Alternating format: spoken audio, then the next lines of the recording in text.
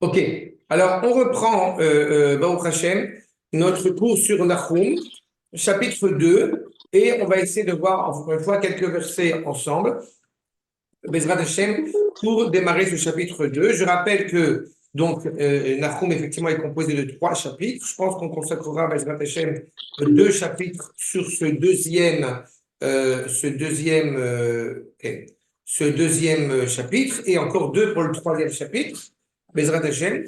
Voilà pour ce qui en était. On est parti donc sur cette évocation de cette prophétie de Nahum, n'est-ce pas? Là, on rappelle la consolation tardive pour mettre fin à un empire suffisamment terrible qui a été l'empire de Achour, l'empire de Nineveh.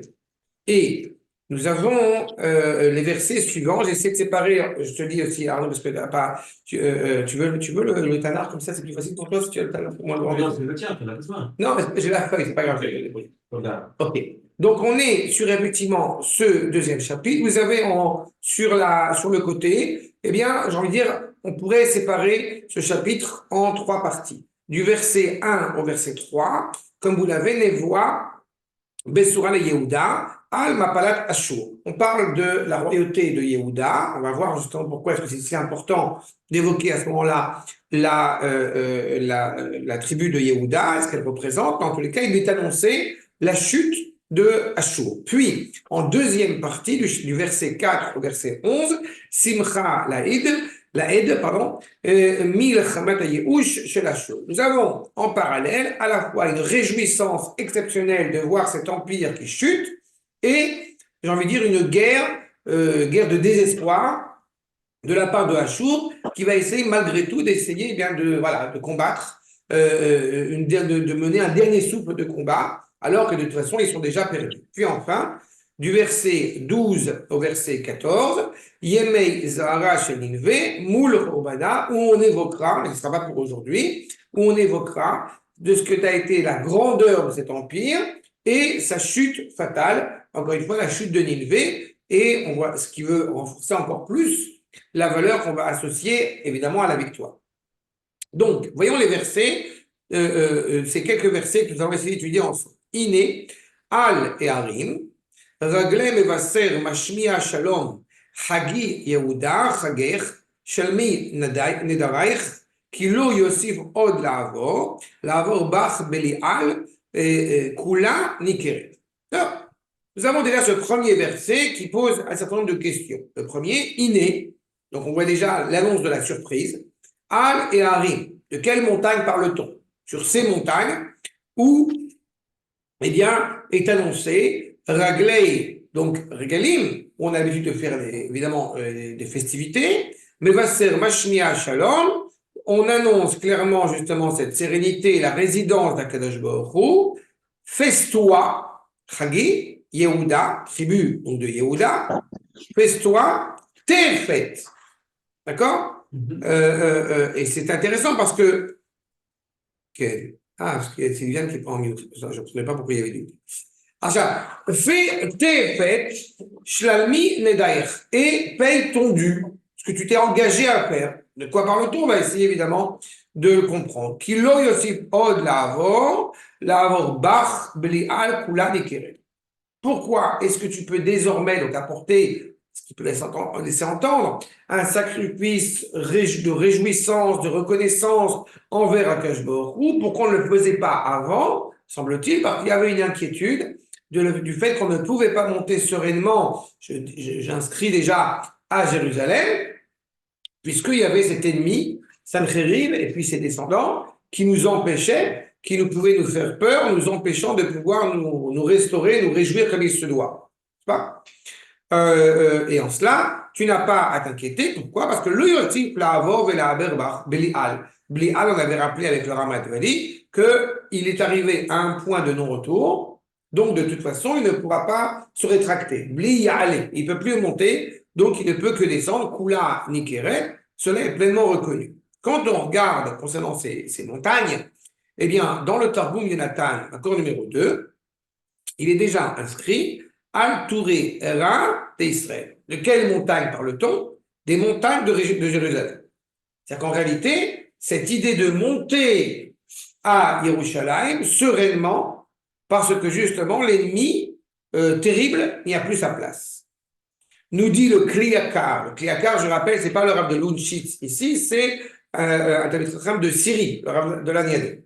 Sur le commentaire de Tanakh nous dit comme cela, eh bien, Apsukim Medabrim al Mapalat Sancheriv Yerushalayim, comme on l'a indiqué, la chute de Sancheriv à Jérusalem, Bechag Pesach, ce qui laisse entendre le Chagi. C'est-à-dire que fais ta fête comme tu as l'habitude de le faire, puisque Sancheriv est tombé. Vayukorim Alel Agadol, et là encore une fois, il n'est pas inutile de rappeler que quand un ennemi terrible du peuple juif à l'extérieur du peuple juif tombe, eh bien il y a une grande reconnaissance envers Akadosh Baruch Hu. C'est pas le Alel Agadol, donc avec Bracha, ainsi que nous l'ont enseigné nos maîtres. Yomar, Ine, Ale Harim, Ragle Mevaser, Asher, Saviv le Yerushalayim, Harim Saviv là. Pourquoi est-ce qu'on s'adresse à la tribu de Yehuda en parlant de cette festivité? Parce que, comme vous le savez, la tribu de Yehuda, c'est la royauté. C'est l'entité politique. Donc, il est certain que quand il y a une entité politique qui retrouve sa grandeur, sa candeur en Eretz Israël, il y a lieu que tout le monde se réjouisse. Va faire la fête que tu étais engagé à faire à Jérusalem, et par ton billet à toi, tout le peuple va lui aussi se réjouir pleinement. C'est ce que nous laisse entendre le Kliyakar. Iné, Sham, Harim, puisque c'est un pluriel. Donc on parle évidemment de la montagne, le Harabait à Yerushalayim. Mais qu'en est-il des autres montagnes qui sont autour de Jérusalem? Réponse, c'est ce qui se passe. Il y a une évocation de la réjouissance, puisque l'ennemi, encore une fois, tombe à l'égard de tout le peuple. Comment cette expression qui fait toujours beaucoup rire, c'est une fête le jour, ce jour-ci, le jour où tu vas tomber, ça va être une fête. Ce rapport-là. Donc, Ragle Mevaser Omdim Lagid, Iminatser Sancheriv, donc une rétention. Est-ce que Sancheriv va gagner ou va perdre, ou il va être vaincu? Iminut soir, Veine, ou Mevaser Shalom. On annonce la paix. Alors, on a souvent eu l'occasion d'évoquer. Annoncer la paix, eh bien, c'est au sens hébraïque du terme, n'est-ce pas? La paix, c'est-à-dire la résidence d'Akadosh Baruch Hu sur terre. C'est ça la paix, la sérénité. Le monde est serein parce que cet ennemi n'a plus sa place. Donc, on ne fait pas la paix entre deux ennemis. Parce que c'est manquer de jugement et manquer, encore une fois, d'authenticité.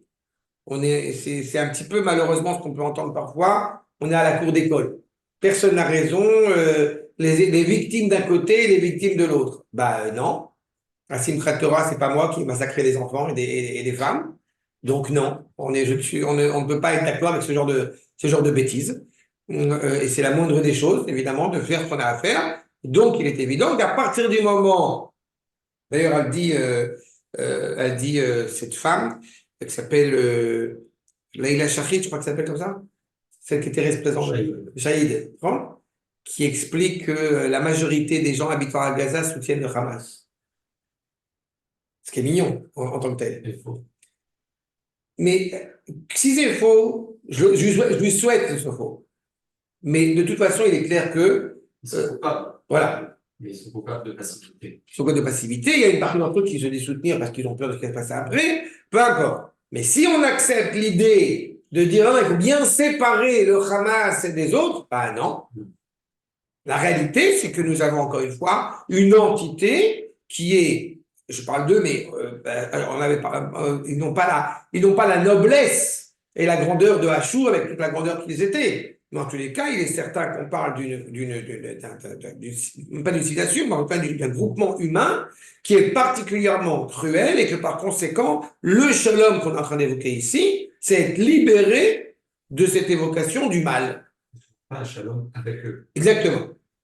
C'est le shalom en tant que nom d'Akadosh Baruch Hu. En cela, c'est ce qu'il nous dit, mais va faire shalom. Pourquoi tu annonces le shalom et que c'est quelque chose qui évoque une grande réjouissance? Parce que le shalom, eh bien, nous dit le Kliyakar, il met en évidence le fait que Nafal Sancheriv Bo Balei la Pesach, puisque Sancheriv est tombé justement la nuit du Seder. Et de la même manière que Alors qu'on est, je rappelle quand même, on en parle, la première nuit du Seder en Égypte, on est encore en Égypte. Et pourtant, on se réjouit pleinement. Pourquoi? Parce que l'ennemi est tombé. Et plus que physiquement est tombé, mentalement il est tombé. Il n'a plus, encore une fois, la grandeur, et on va y revenir, mais il n'a plus la valeur qu'il pouvait avoir dans le passé.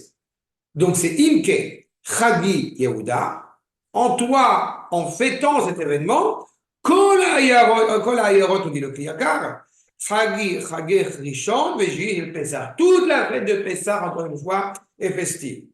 Je me permets d'ajouter un enseignement bien connu du Rav Khalfon Cohen, un des grands amis de Djerba, qui, quand a été déclarée l'indépendance de l'État d'Israël, il a fixé une fête en Tunisie pour une semaine.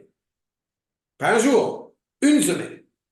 Une semaine festive pour se réjouir de cet événement considérable qui vient de se produire. D'accord? On voit bien que ce n'est pas fondé sur rien, j'ai envie de dire. Il n'est pas que ça. Donc, il est évident que Zeshama Chager Belachon Rabin, Shlamim et Derech. C'est dit justement au pluriel, rends-toi quitte, à la fois par le biais du sacrifice, j'ai envie de dire, mais en plus de ça, par ce vœu de reconnaissance envers Akadosh Baruch Hu.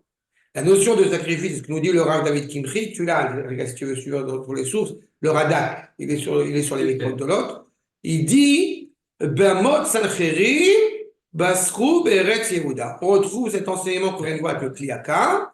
La mort de Sancherim a été annoncée sur la terre de Yehuda, chez Jvou ou Be'arehem, qui vont revenir. Donc pourquoi Yehuda? Un autre détail intéressant, puisqu'on sait que la ville de Jérusalem est dans la tribu, dans le territoire de Yehuda, donc évidemment, ils ont libéré ma maison, je m'en réjouis d'autant plus en tant que tribu. Chez Jvou Be'arehem, qui est Barishonam, mais il chou, la choug Be'Yerushalayim, les sbords évidemment, amener des sacrifices. C'est pas? Ve'leshalem nidre, ki lo yosif od sancherim, la'avor be'artzam kitvar met. Aucun ennemi n'aura l'impudence, et comme j'avais déjà expliqué la dernière fois, que Sancheriv est mort depuis longtemps. Donc quand on parle de Sancheriv, on ne parle pas seulement de Sancheriv, on aura un compte à rendre avec lui. On parle de tous ses descendants et tous ces gens qui vont se comporter exactement de la même manière, qui vont oser essayer de se comporter de la même manière à l'égard d'Israël, qui en réalité, évidemment, ne fonctionnera pas. Et donc on a la certitude, encore une fois, qu'on est. Et là, une fois, je permettrai encore une fois une analogie et un paramètre. Ça fait bien longtemps que toutes les nations environnantes n'osent pas nous attaquer frontalement. D'accord? Et c'est pas étonnant. Parce qu'il y a justement une mise de force qui a su, encore une fois, nous rassurer là-dessus. Mais ils essaient d'attaquer moralement, parce que semble-t-il, on n'a pas encore réussi à s'assumer pleinement. Et c'est ce qui va sortir de ça. Parce que qui a vaincu Sancheriv en réalité? C'est Nebuchadnezzar, Nabucodonosor. On est en train de se réjouir d'un événement, et il y a lieu de se réjouir, mais on est en train de se réjouir de la mort d'un empire absolument dramatique, d'un empire absolument terrible, par un empire qui est essentiellement composé donc des Babyloniens et donc de Nebuchadnezzar, qui va détruire le premier Beth Amikdash. Donc on est dans cette ambivalence-là. Le fait est, c'est que malgré tout, on doit faire preuve de reconnaissance envers Akadosh Baruch Hu, nous dit Rashi justement sur cette expression de Shalmi et Nedarais, Asher nidrashta nadarta l'Akadosh Baruch Hu, in yatzilecha, Mikav Sancheriv Melech Ashur, Kiata Nitzalta. Tu t'es engagé à mettre les tefilines, à manger kasher, c'est Akadosh Baruch Hu te sauve, il t'a sauvé. Maintenant, à suivre. Si je formule un peu les choses. D'accord? Kulo, justement, on a dit dans le verset que Kulo Nichat, la chambre, Nechot, retranché, c'est pas Nikarta, Nichat, c'est pour ça que j'ai prononcé comme ça différemment avant pour justement tromper l'ennemi. Nichat, c'est ça. Encore une fois, ou Vedaro. Il n'y a plus rien, et aujourd'hui, si on s'aventure à aller chercher justement les ruines, les restes de cet empire de Ashur, bah justement, c'est des ruines. Il n'y a plus rien. Pas? Donc, c'est dans cet esprit-là, encore une fois, qu'il essaie d'annoncer. Allah, de verset 2, verset bête, Allah, Mefet al-Panaïr, Natsor Mitsura, ça fait derech chazak motnaim ametz koach me'od. C'est intéressant parce que ici nous avons Allah, donc il est en train de monter, mais faites alpanaïf. Pourquoi est-ce qu'on met autant, encore une fois, mais faites de l'effotses, de la fitz, de disperser, pas? Et on sait qu'encore une fois, justement, on est d'autant plus réjoui de la mort de du Melech Ashur, de Sancheriv, parce que c'est lui, malheureusement, qui nous a envoyés en exil, qui nous a écartelés, si je puis dire, aux quatre coins du monde. C'est ce que dit le rabbin le Maître David. Allah, les fils, Ashur, chez Igla Otra. Ashur, c'est lui qui nous a encore une fois envoyés vers les fils Otra Baratzot. Donc sa fin annonce, est déjà précurseur de la pleine délivrance du peuple juif, puisqu'on a l'opportunité de revenir en Eretz Israël. Et il est né, il est mort. Rashi reprend justement cette expression, et vous voyez ma corde numéro 7, qui met en évidence, justement, à mes fils, Asher Ela Al-Panecha, El Eretz Yehuda.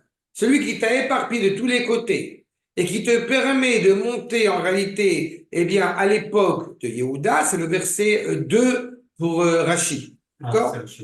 D'accord?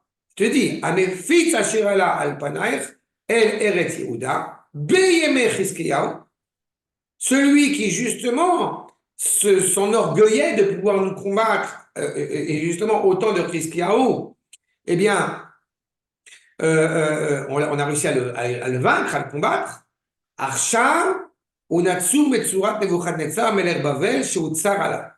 Celui qui a voulu te porter préjudice à l'époque de Chizkiyahu, le roi de la tribu de Yehuda, eh bien, se retrouve lui aujourd'hui enfermé dans une muraille, la Metzora, par Nebuchadnezzar qui justement, encore une fois, lui fait tombe sur lui. La roue tourne, c'est pas que la roue tourne, c'est que ça nous permet, c'est aussi important à chaque fois d'avoir en tête que on n'est pas en train de faire un cours d'histoire. On est en train de comprendre le sens de l'histoire par le prisme du Tanakh, la manière dans laquelle le Baruch s'exprime. Si on comprend ça comme un livre d'histoire, voilà, il s'est passé tel événement, machin, il a combattu machin, eh bien, on est passé à côté du propos. On est en train de nous montrer, et grâce à nos maîtres, on est en train de nous montrer que voilà, tu regardes ça d'un point de vue extérieur, tu vois un empire qui a une telle puissance, comment est-ce qu'il pourrait tomber, aussi puissant soit-il, il va tomber. Et comment on pourrait être convaincu qu'il va tomber? Parce qu'il ne serait pas envisageable de blesser le fils du roi. Comment va-t-il tomber? Extérieurement, guerre mondiale, virus, je m'en fous. Cela est clairement orchestré par Akadosh Baruch Hu lui-même. C'est lui le Menatseach, c'est lui le chef d'orchestre. Ce que nous devons avoir évidemment, c'est savoir observer ce qui est en train de se passer. On dit dans la suite du verset, ça fait derer. Regarde le cheminement. Regarde ce qui est en train de se passer. Chazek motnaï, fait preuve de bravoure, de vigueur. Justement, Chazek motnaï, c'est quand on est prêt pour aller se battre. Et même eux étaient prêts, j'ai envie de dire, à aller se battre. Et pourtant, cela a mené à leur perte. C'est ce que nous dit Rashi, je reprends les propos de Rashi. Abet ata, ish Yehuda. Regarde bien ce qui se passe. Al-em advachim, sur le cheminement qui va se mettre en place. Vetiré et aolchim, la tsurala, ve itrasku motnecha, va mettre koach meo. Tu es en train de voir que Akadosh Baruch Hu est derrière tout cela. Et même si tu ne comprends pas le sens de l'histoire, on a le devoir, et je me permettrai même de dire à quel point cela peut être difficile et délicat à saisir, parce que parfois il arrive qu'il y a des événements qu'on comprend et des fois qu'on ne comprend pas ou qui prend plus de temps à comprendre. Mais on est persuadé que quelque chose de positif, de bien, va sortir d'un événement qui peut s'avérer compliqué. De cet empire de Ashur qui est absolument terrible, comment avons-nous la certitude que cela va bien se finir? On parlait tout à l'heure de ça, exactement. Ça va bien se finir parce que c'est une évidence, parce qu'il y a un sens à l'histoire. Et justement, le Bnei Issachar, accord numéro 8, pardon, ça tu la passes dans la Chassidut. Okay. Mais il met en évidence ce que nous sommes en train d'évoquer avec l'empire de Ashur et les 4 royaumes qui vont essayer de s'opposer à Kadosh Baruch, en mettant en parallèle c'est ce Ashur avec ses 4 empires, avec les 4 lettres du nom d'Akadosh Baruch. Arba Malchuyot, Ema le dit le Bnei Issachar, le nom de Dinot, Menagdim le Gdushat Arba Otiot Avaya. La volonté de ces nations est de s'opposer d'abord avant tout à la sainteté, à l'expression de sainteté. Iné, une arbezé Mashiach Litbonen, qu'il faut savoir observer ce qu'il y a derrière. On ne veut pas se limiter à voir un empire qui nous veut du mal parce qu'il nous veut du mal. J'ai eu souvent l'occasion de l'évoquer et de le rappeler, mais la volonté des bombes qui partent de Gaza, elle est écrite noir sur blanc sur la bombe. Al-Quds. Leur volonté, c'est de remettre en cause l'exclusivité de sainteté qui se trouve en Israël. C'est ça le but. Et ils s'en cachent pas. Hein. Et ça n'a pas été que les seuls. Toute notre histoire a été semée de ce genre d'empire qui voulait remettre en cause la valeur de la morale, la valeur du bien, la valeur de sainteté qui est inhérente à Israël. Ça a été le cas en Égypte. Je vous rappelle le Neissachar. Iné, Bemitzraïm, Nigba Yom Tov, Alpi Atora, Chag Pesach. Pesach consolide la fin de cet empire. Un autre empire, ou Beatzalat Israël, Migzerat Madai, Nitken Yom Tov Bepurim. Les Mèdes et les Perses, on a Purim. Beatzalat Miyavan, Chanukah. Nitkan Yom Tov Chanukah. Et Hashem Bemera Beyamenu, à l'époque, Admor est très optimiste évidemment, espérons que très prochainement, Bageoula Achona, Yé Bevadai, Gviat Yom Tov, Kedirtiv, Chagi Yehuda, Chagaïr. Le verset qu'on vient d'évoquer a priori pour l'empire de Ashur, on peut se dire, mais c'est passé. Pas total. Pourquoi? Parce que, je vous rappelle que, malheureusement, à l'époque du deuxième Beth Amikdash, ces tribus qui ont été expulsées, qui ont été expatriées dans les quatre coins du monde, ne sont pas toutes revenues en Eretz Israël à l'époque du deuxième Beth Amikdash. Ça veut dire que la festivité à laquelle on fait référence ici, Chagi, Chager, Chagi maintenant parce qu'on a vaincu Ashur, mais tu vas mettre encore plus de fêtes quand toutes les tribus vont revenir à la maison. Parce que ce qu'ils ont essayé de faire, c'est cela. Ils ont essayé, et ne s'en cachent pas, de détruire totalement Israël. L'implication de cela, et c'est pour ça que le Bnei Issachar espère très prochainement que la réelle victoire sur cet empire de Ashur, c'est quand justement tout le peuple juif va revenir à la maison. Ou des quatre coins du monde, toutes ces tribus qui ont été éparpillées vont pouvoir revenir. Partant que malheureusement, ce qui était dramatique de la part de Ashur, c'est qu'ils avaient entre les mains la possibilité d'être bienveillants à l'égard d'Israël, la possibilité de construire, la possibilité de bénéficier de cette bénédiction qu'Akadosh Baruch Hu leur donnait. Parce qu'ils n'auraient pas pu avoir autant de puissance et d'empire et d'influence sur le monde s'ils n'avaient pas exploité à mal l'étincelle, si je puis dire, qu'Akadosh Baruch Hu leur avait donné ou leur avait octroyé. Malheureusement, qu'est-ce qu'ils vont en faire? Eh bien, ils vont vider, si je puis dire, toute la réalité de son bien. Ils vont vider le fruit de sa substance. C'est ça, malheureusement, ce qui se passe. Si on reprend les versets, le verset 3, okay. Le verset 3, Kishav Hashem, et Geon Yaakov, et Geon Israël, ça c'est une expression concernant qu'est-ce que c'est que Geon Yaakov et Geon Israël sur lequel je vais revenir. En tous les cas, Akadosh Baruch Hu a permis de revenir le Geon de Yaakov comme le Geon, comme la grandeur d'Israël. On va voir exactement ce que ça signifie.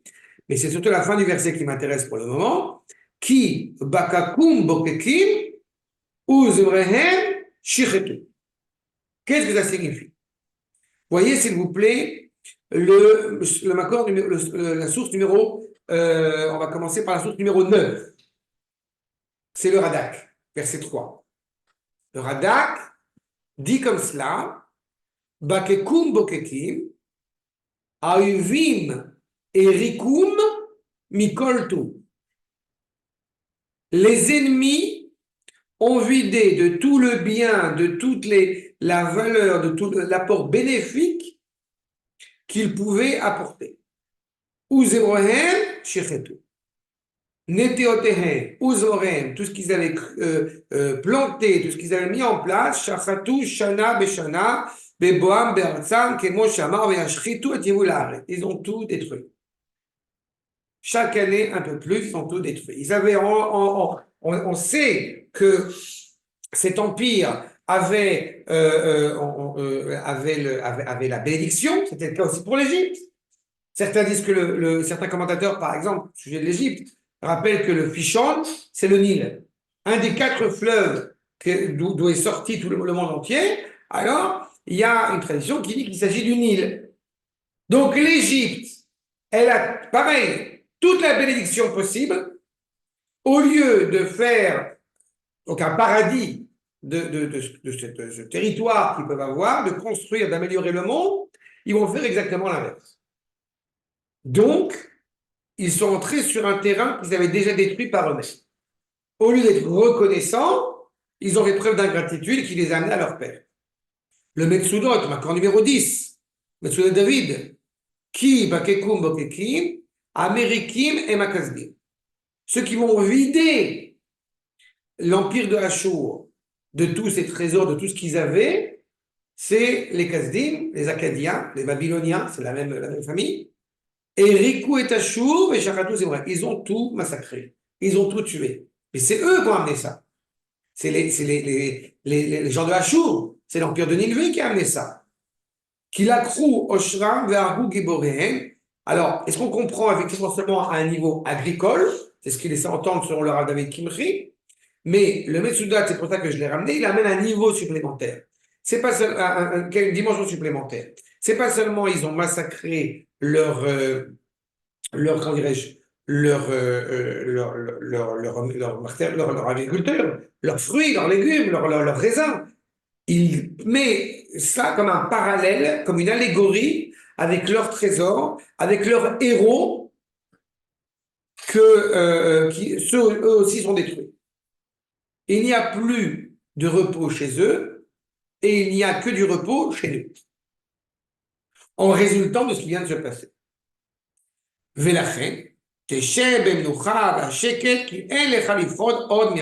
Tu peux être tranquille, tu n'as plus à avoir peur de rien, parce que leur agriculture n'est plus une menace, parce que leurs héros, leurs militaires, leurs guerriers ne sont plus une menace, donc on peut s'assumer pleinement.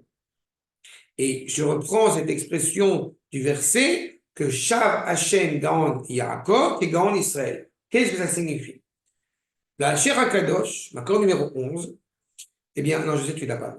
Non, là,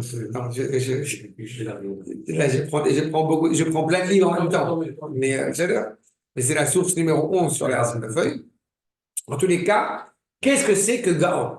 Gaon, ça vient de Gaava, c'est donc quelque chose qui est élevé, a priori. Le Gaon Yaakov, on ne peut pas imputer évidemment à Yaakov d'être orgueilleux et d'être réserve. C'est quoi la fierté, si je puis dire, de Yaakov, qui est l'illustre de Yaakov et qui est l'illustre d'Israël? C'est le Beth Amikdash. Pour dire les Chachamim, justement, et je vous cite ce que dit le Al-Sher HaKadosh, Ki Shev Hashem et Gaon Yaakov, ou Beth Amikdash. C'est le Beth Amikdash. C'est quoi Nikra Gaon, et c'est quoi Gaon Yaakov, et c'est quoi Gaon Israël? On va y revenir. En tous les cas, Shavarti et Gaon Uzechem, ou Beth Amikdash. Le premier Beth Amikdash a été détruit. Gaon Yaakov et Gaon Israël. Gaon Yaakov, c'est le premier Beth Amikdash. Et Gaon Israël, ça serait en réalité le Beth Amikdash ou le deuxième, ou surtout celui auquel nous aspirons. C'est-à-dire l'entité qui est à la fois représentative du premier et du deuxième Beth Amikdash. Shav Hashem et Gaon Yaakov qui est Gaon Israël. Je vais ramener la grandeur du premier Beth Amikdash au troisième Beth Amikdash. Qui y est Baït chez la Nikraim Beshem Yaakov, ceux qui sont appelés Yaakov, a priori Shem Agashemim, puisque Yaakov, il tient le talon de Esav, il serait rattaché, c'est un sens que nous donne ici le Al-Sher HaKadosh, qui est Bet Amikdash, Amityeches Lemi Shekaroto Israël. Il est important de bien rappeler que, pour la plupart des commentateurs, Yaakov représente l'individu, quand Israël représente la nation. Par conséquent, le fait de dire qu'effectivement ce soit à un niveau matériel ou spirituel, mais ça reste dans une dimension individuelle. Alors que si on parle du Gaon Israël à l'échelle du Beth Amikdash, c'est l'occasion à chaque fois de rappeler que le Beth Amikdash n'est pas une propriété privée. C'est une propriété privée. C'est une propriété, justement, totalement publique, puisque divine. Mais elle est à tout le peuple. À chaque fois qu'on a l'occasion de me demander, mais pourquoi je construis pas Beth Amikdash, je dis toujours, pour le construire pour qui? Pour ma bande de copains fanatiques extrémistes sionistes. C'est pas ça l'objectif. Le Beth Amikdash, il est l'expression de la luminosité exceptionnelle de la nation tout entière. Donc, Gaon Israël, la grandeur justement d'Israël. Asher Az, Yechaso Yitbarach Leruchani, Bekaro El. Ce Beth Amikdash aura une valeur totalement spirituelle. Ça veut dire qu'il est déconnecté du matériel, mais même cette matérialité a une autre dimension. C'est le troisième. C'est quel bétach? Asher lo yateye les ish oanashim. Personne, aucun des Beth Amikdash qui a précédé peut être comparé au premier ou au deuxième. Le troisième, il est l'unité la plus exceptionnelle. Migdash Ruchani. C'est encore une fois, on dit français sanctuaire, mais l'objet de la résidence pleine, encore une fois, d'Akadosh Baruch Hu, auquel nous dit la Shara Kadosh, c'est Kachou Mekavé, la Tid Venera Be'avenu, auquel on aspire. On voit bien déjà dans l'inscription du Al-Shara Kadosh, le fait qu'on n'a pas été de là. L'objectif du Beth Amikdash, évidemment, de pouvoir pleinement résider, encore une fois, dans l'âme Israël, mais surtout ce qui est déjà dit en sous-jacent, en filigrane, dans la Shira Kadosh, c'est qu'effectivement cet épisode n'est donc pas un épisode du passé, mais là encore une fois, tourné vers l'avenir, parce que c'est la parole d'Akadosh Baruch Hu, et on sait pertinemment que si ce livre, même le Triassar, n'était pas d'actualité jusqu'à la fin des temps, il ne serait pas inscrit dans le Tanakh. Donc on voit bien ici l'allusion auquel nous permet de nous référer à la Shira Kadosh. Ve'atam, les Kolatova, Akfula Azotru, pourquoi est-ce qu'on met en évidence justement l'insistance, la littération de ce bénéfice merveilleux, qui Hashem Katsaf Me'at, Vagoim Asher Shi'abdum Osifu Vazru Lera'a. En admettant que le peuple juif, ce qui est malheureusement évidemment souvent le cas, ce qui a été souvent le cas, eh bien, ne se comporte pas à la hauteur des attentes du Créateur. Donc, du coup, avec beaucoup de patience, mais Akash Baruch Hu, il exprime une certaine colère pédagogique. Maintenant, que font les goïms? Ils l'exploitent avec un peu plus de chassidut, avec un peu plus de zèle, avec un peu plus d'insistance. Par conséquent, c'est ce qu'il nous dit. À goïm asher shi'abdu, les goïms qui nous ont mis en esclavage, aussi fou kazru lera. Ils ont fait encore plus de mal. Vezo kebakekum bokekim al bilti ashir anavim bagefen. On aurait pu laisser, et c'est ce qu'imaginait, c'est ce que rêvait la ville de Nineveh. On va tomber une fois, puis on va se relever. On avait dit au premier chapitre, Lotakum pa'amaim tsara. C'est-à-dire qu'il ne va pas se relever de cela. Ils avaient l'espoir qu'ils allaient tomber et qu'ils allaient se relever. Mais, nous dit la Shira Kadosh, ils ne vont pas laisser le moindre grain, la moindre substance, la moindre chair dans les raisins. Dans les figues, il ne va rien rester. Même les feuilles, elles vont disparaître. Vélo alim. Même les feuilles vont être totalement en perdition. Vélo amrudei becholzot, kim gam uzmorem shafeto. Ils n'ont pas tué seulement les fruits, la récolte, les héros. Tu vois Hezbollah, c'est tout grillé, chez nous tout est vert, tout est... C'est une remarque très juste. Tu l'as quand tu donnes le bouche aux Palestiniens avec les serres, on brûle tout. Tu l'as avec l'Égypte aujourd'hui qui a fallu. Exactement. C'est dans des endroits riches du monde, parce que tu l'as partout. Et tu l'as aussi avec le paix qu'ils ont eu avec nous, les Jordaniens, les Égyptiens, dont ils ne font rien. Rien. Alors qu'ils pourraient être dans l'aura, dans le premier cercle les plus proches, puisqu'ils ont fait la paix, qui sont à côté de nous, et ils pourraient être économiquement, j'entends, florissants. D'accord. Les tech, tout. Je veux dire, ils sont passés à côté de tout. Ils ne peuvent don de Dieu, exactement, tout, et d'autant plus la remarque très juste que tu dis, au-delà du Liban, donc il y a un pays ennemi de toute façon, ou Gaza qui sont des ennemis, mais ce qui est intéressant aussi par rapport à la Jordanie, c'est que la Jordanie, elle a tendance à ignorer que la Jordanie fait partie d'Égypte d'Israël. Donc la moindre des choses, ce serait d'accepter éventuellement de payer un dû à Israël, et ça leur permettrait peut-être même d'arriver à ça, mais ce n'est pas le cas. Mais tu as tout à fait raison. C'est exactement ce qui se passe. Aller contre Israël, on l'a souvent dit, on ne le répétera jamais assez. Aller contre Israël, c'est aller contre Kadosh Baruch Hu. Donc, à un moment donné, stop. Et on sait très bien qu'aller contre Israël, en fin de compte, c'est aller contre le monde entier. C'est aller contre, encore une fois, cet élan vital qui anime le monde. Le monde entier, l'élan vital de Israël, le monde n'est pas tellement animé par l'élan vital. Il est dans un élan morbide, souvent. Oui, justement, parce que malheureusement, beaucoup de gens dans le monde vont contre Israël. Mais la source vitale, la sève, provient d'Israël. Quand les nations vont dans le sens, les familles de la terre vont dans le sens d'Israël, elles peuvent en bénéficier. Elles peuvent en profiter de cette bracha. À l'inverse, elles ne veulent pas. Cette morbidité, comme tu l'évoques maintenant, eh bien, elle est rattachée à cela. Puisque on refuse l'idée que l'histoire a un sens positif qui va nous amener quelque chose de bénéfique, eh bien, automatiquement, nous tombons dans la détresse, la dépression la plus totale. Ils sont en train de nous inventer une éthique pour essayer, malgré tout, de ne pas perdre un certain objectif et que de toute façon est vain. D'accord? Parce que justement, être attaché à la vie, c'est être attaché à Israël. Historiquement parlant, c'est très bien, on a parlé de la ville de l'empire de Achour, qui n'a pas été que dévastateur et destructeur que à l'égard d'Israël. Il a été destructeur à l'égard, malheureusement, du monde entier. L'Allemagne n'a pas été destructrice, si je ne prends que cet exemple-là. L'Espagne, pareil. La Perse, pareil. La Grèce, pareil. Ces empires-là qui ont d'un côté apporté une richesse, peut-être dans certains domaines, sans aucun doute, mais qui en fin de compte ont été détruits parce qu'ils avaient une volonté orgueilleuse d'imposer, encore une fois, une nouvelle manière de l'Égypte, pareil. Tous ces empires-là sont tombés par orgueil. Parce qu'ils ne veulent pas, encore une fois, ce qu'ils vont prendre d'Israël, ne sont pas prêts à reconnaître que ça vient d'Israël. Quelqu'un m'a demandé aujourd'hui, pourquoi est-ce que Yosef Hatzadik a insisté pour que les Égyptiens fassent la circoncision? Mais parce que justement, il y avait une volonté qui est inhérente à la personnalité de Yosef de permettre au monde de s'améliorer moralement. Et le monde le refuse, bon ben voilà. Ça amène ce genre de réalité. En tous les cas, donc, effectivement, pour reprendre cette image du raisin, de la figue, Shachatou, Gam be'atzmam, Argola Mashri.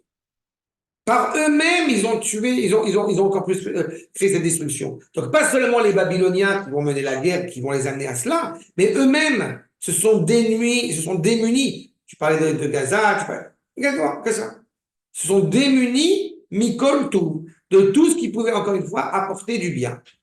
Ne serait-ce que dans la volonté de détruire Yerushalayim, de détruire Beth Amikdash, et toutes les villes d'Israël, évidemment, ne pouvaient pas les amener à quelque chose de positif. Velo amrudei kiim gam usmoreim shel atzmam anikraim gefet. Leur chant eux-mêmes s'appelait gefet. James Bond. Chazak. On a fini en 2 minutes. Oh, ça va faire mon Shabbat, ça. Je le connais. Les nouveaux. Attends, juste un ce point-là. Et je vais arrêter là. Donc, Ninvé, Asher Mimena, Yatsa, Choshev al Hashemra. Puisqu'on avait dit que puisque vous pensez mal d'Akash Borou, donc vous ne pouvez être que détruit. Au moment où Akash Borou, comme on dit, ferme les comptes.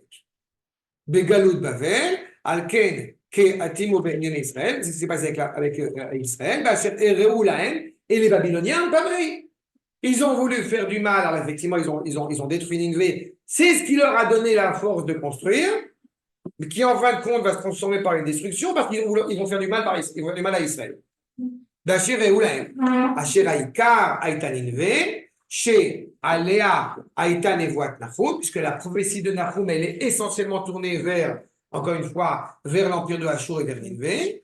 Hazar el Nevoat Forbana, vers Asher Yavo, Aléem Oivim et Sharta. Tous les ennemis qui vont détruire Ninvé. Mais le 3e chapitre, et quand on y arrivera, on s'en préoccupera, Mais le troisième chapitre étant, même si l'essence, je répète, de la prophétie de Nahum, elle est tournée vers Ninvé et vers l'empire de Hachour, la troisième prophétie sera, elle, pour le coup, tournée vers justement la ratification de ce qu'a dit Bachar Kadosh, tournée vers l'avenir, encore une fois, et met en garde toutes ces peuplades, encore une fois, qui voudraient porter préjudice à Israël, même si pendant un temps, ils pourraient diriger, puisque ils ont essayé de, je dirais, d'annihiler un ennemi d'Israël. D'accord? Ça, c'est, on n'a pas fini, on est au verset 4, et Bezrat Hashem, nous reprendrons la prochaine fois. Est-ce qu'il y a des questions? Bevakasha.